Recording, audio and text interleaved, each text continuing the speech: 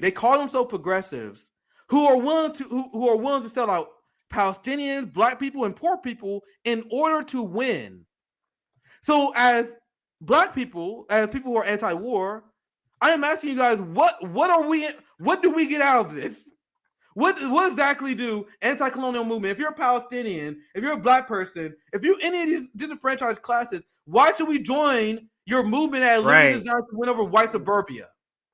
This movement has been a complete failure and an enabler of white supremacy. But go ahead, CJ. I'm done with my presentation. Yeah, if you have anything. No, this is for your segment. This is for this segment because I want to piggyback off because I tweeted about this. As the Democratic Party moves right, progressive Democrats must do the same to stay in the good graces of the party.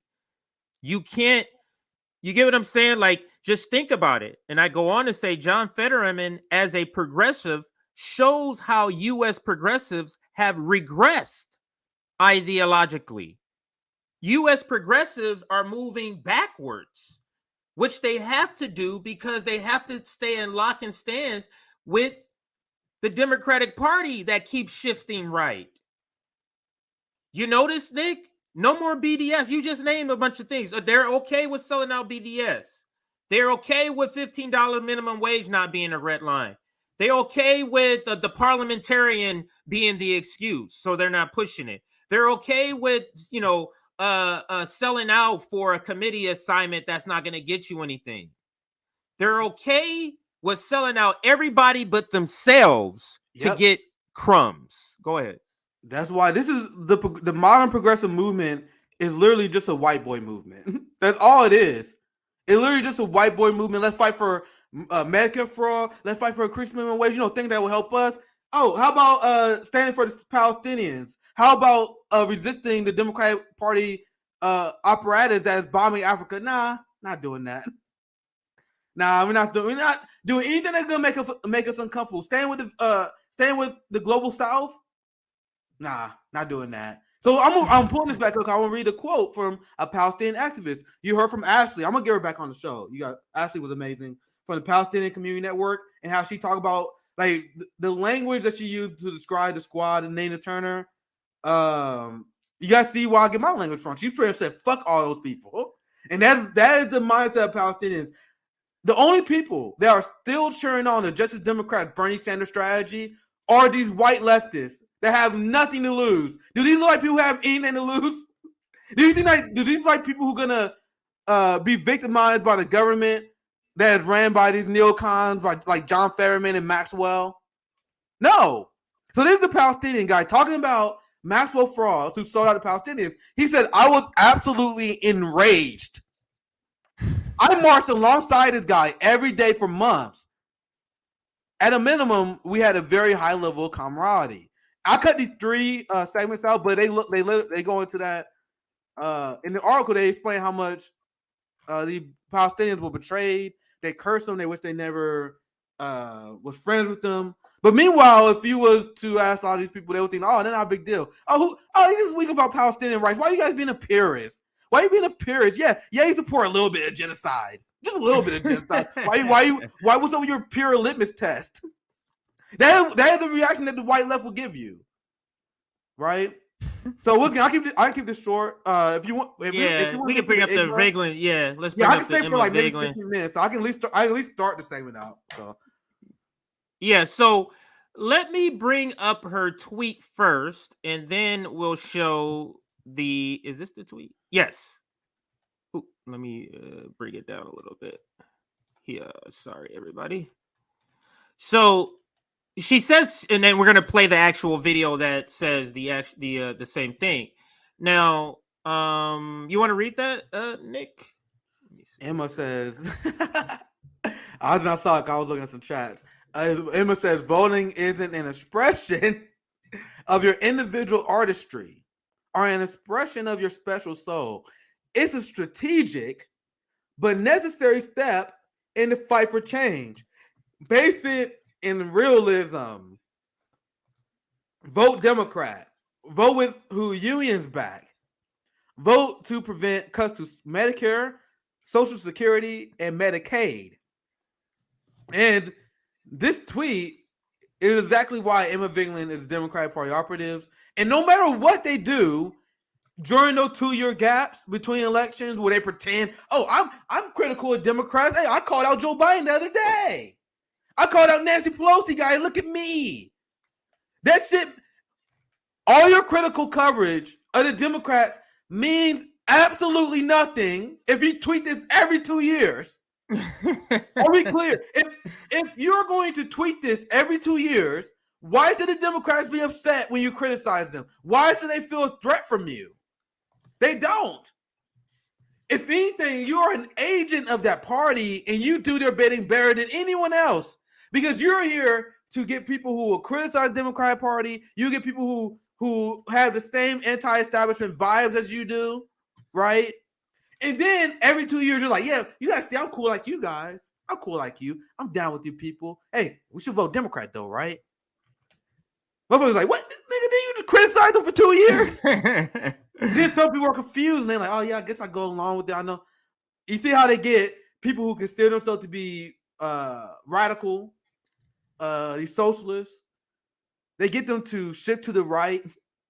Anyway, CJ, anything else you want to add to this? Yeah. I want to play the actual video. I want to play it. So she essentially says the same exact thing in the video, but we're going to get the long version. And she gives a little more explanation. Now, I don't know, other than the clip you saw on...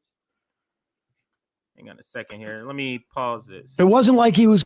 Like, you've seen just a short snippet. So you may not have seen the whole explanation, but we're going to start with the video snippet, and that's at the very end is when this clip is, when she says all this stuff.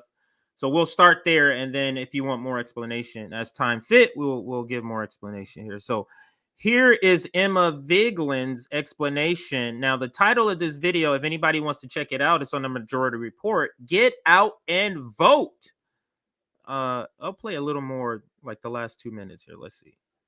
This could be a federal ban in a couple of years. And I don't know that Democrats did a great job of pushing that concept. I'm not sure how you would necessarily, but they lied to you then, they'll lie to you now. Lindsey Graham introduced the I know, thing. right? They I mean, so but all right. But also, can I just say one thing on elections? Like, labor This supports is it right Democrats. here. It's easy. Vote Yeah. for the Democrats. I mean, of course, all the like. So, of course, the no-face guy off screen is the one who starts it, but he's the, if you didn't hear it clearly, because it's not that audible, he says you should vote for the Democrats. That's the start, just to start with. That's what he says. So that's how this section starts. So let's listen again. But all right. But also, can I just say one thing on elections? Like, labor supports Democrats. It's easy. Vote for the Democrats. I mean, of course, all the like the abortion stuff. I hope that turns stuff out. But like, I don't understand this whole like contrarian brand of like, or like their right wing thing acting like we need to like have Fetterman's like up to date health info. Labor supports him, so vote for that guy. The only labor that doesn't support Democrats are like cop unions. Yeah. That's the only It's one. unbelievable they are using this logic. Like, vote for people who labor support. Real quick, it's literally unbelievable using this logic. Do they understand that liberals were using the same logic against Bernie Sanders? The liberals kept saying, "Oh my God, look at all these unions that are endorsing for Joe Biden. Look at all these unions that are endorsing for Hillary Clinton." You want to know why they did that? Because a lot of these unions are captured by capitalists. Right. And we explained on this show that union leader organizers, like the one at the Frito-Lay strike, was working against the strikers in order to get a deal done. And this is a big blind spot by social democrats. Unions could be a useful tool for us to gain worker power, but they do not bring up the fact that our current unions have been captured and they are controlled by capitalists that infiltrate those unions to make the unions weaker. So a lot of times the unions come to negotiate an end to a strike on the benefit of the management. And a lot of these unions are straight up just captured. Like, go look up the union endorsement for Hillary Clinton in 2016. That is not the argument. We need to take the unions back, not endorse the current union leadership that are in charge. They are garbage. there are a lot of criticism. I've seen a lot of the corruption that the teacher unions have done that screwed teachers, and that's considered a good union. But they haven't been great to teachers either. Unions can be a powerful tool. Look at in Scandinavian countries who run a more social democratic model. They have very strong union leadership, but these unions are headed by socialists and social democrats. The unions in our countries are ran by venture capitalists who are there. They kicked out all the true union bosses in the 70s and 60s. Sorry, 70s and 80s. And then under Ronald Reagan, I read this long article. I'm really mad I can't forget the economics that wrote this out. There was an article how unions were infiltrated. All the socialist, communist, pro-worker union heads was replaced and infiltrated by capitalist heads in the 70s and 80s. And that is a long-time right-wing plot to get people to distrust unions. I know this because I live in a right-to-work state, so I literally went down a rabbit hole on this. So the capitalists, they will infiltrate the union. Then the union will screw the worker while taking union dues. Then capitalists say, "Oh, you guys don't need a union. Look how ineffective the unions are." Right. But they made the union ineffective. Now I'm rambling a little bit so I can get back on topic. But the fact that you guys even just blindly quoting unions without explaining this stuff, yes, some unions are good, some union reps are good, but a lot of unions are bad, and a giant amount of union reps are trash. So anyway, let's continue the video. It's like saying, and then we're gonna continue video. Let me. It's like an analogy would be like saying we should do what the Haiti government says.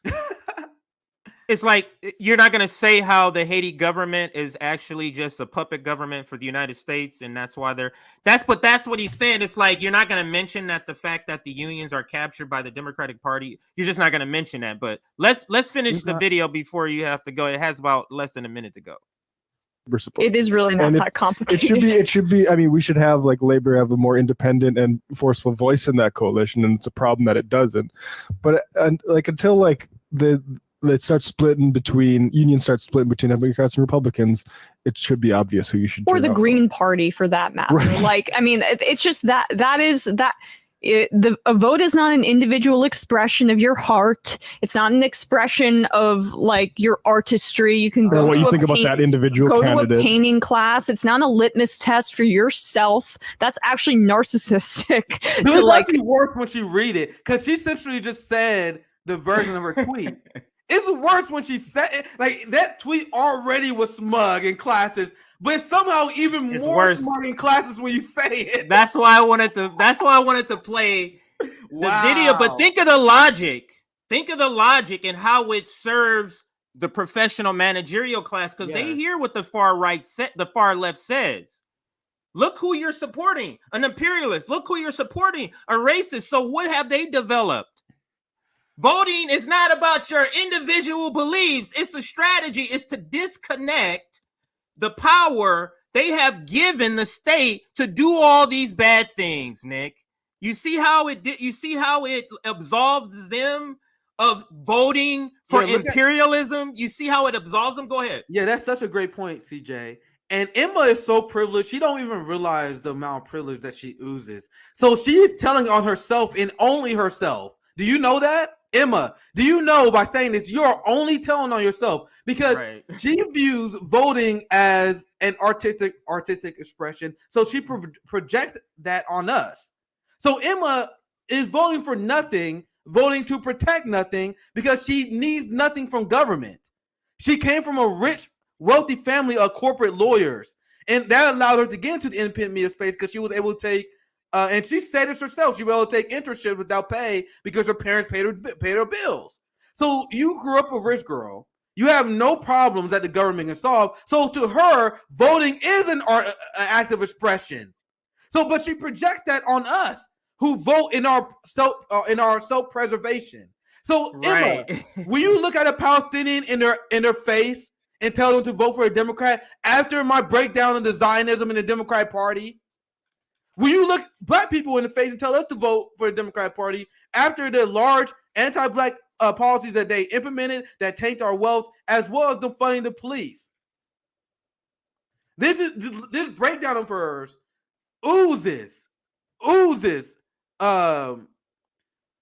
privilege.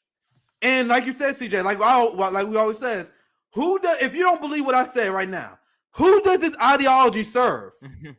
Yep. I gotta explain it again. I gotta go. I'm gonna explain it because it's super important.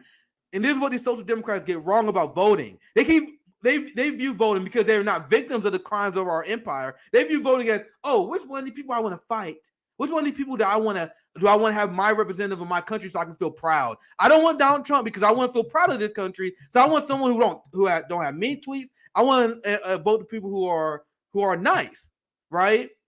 Meanwhile, for us, when there's no black agenda and the life expectancy of black people drop, when DHS and the police states expand, when the United States continue to bomb Africa and do all these violent things that harm our community, the only act we can have is by not giving them a mandate to do that. So if you vote for the Democratic Party, you're not picking the person that you're going to fight. You're giving them the mandate to do all the worst things that they plan on doing. So if you call them out, they're like, oh, you guys vote for us. That is what the Biden administration already said. They said they were doing what they're doing right now because you guys already voted for us. And we made it clear that we was going to do this stuff. So when you vote for these people, you give them a mandate to destroy your community. You give them a mandate to be corrupt. You're not reining them in. By us voting for them, why do you guys think the black community is in the position that it is right now? Why do you think that we never get any pro-black policies? That's because 85 to 90% of black people will vote for the Democratic Party every 2 years. So if they know you're going to vote for them, why should they give you anything? This is an analysis that Emma don't even think about. So if you're voting, like Emma says, ask yourself, who does that serve? If you're like, oh, I'm just going to vote for Democrat every single time, who does that serve?